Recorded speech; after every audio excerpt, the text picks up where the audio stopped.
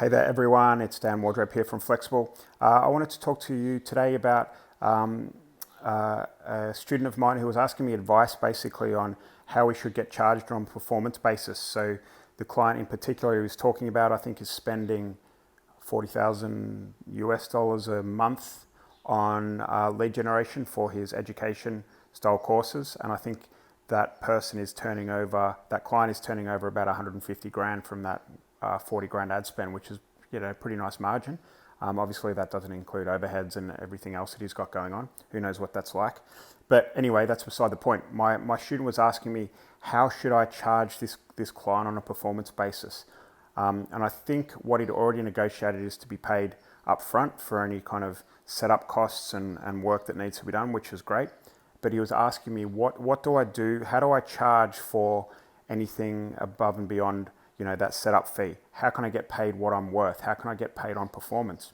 And the obvious solution, I think, that he thought of and that I initially thought of as well, is just to get paid above and beyond that $150,000 that the client's generating, right? But the more I got thinking about it, the more I was like, that's all good, but what happens if there's a lag in sales? What happens if the client is not having a good day with their sales team and something, the CRM breaks or whatever that might be, and it just affects the amount of sales they can make from that ad spend? What happens if they're just having a bad month, or what happens if it's over Christmas or whatever that is?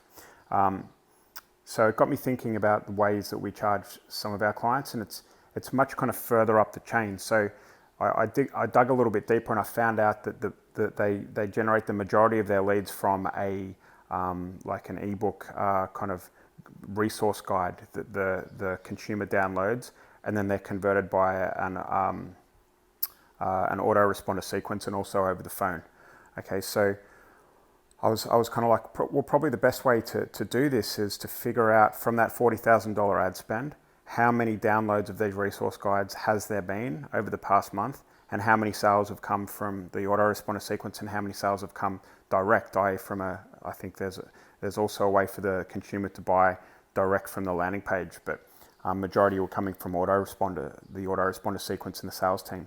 So I think it's better for him to be paid on a performance basis further up the chain than based on the sale. So let's say out of that $40,000 spend, the website downloads 200 resource guides or whatever that is.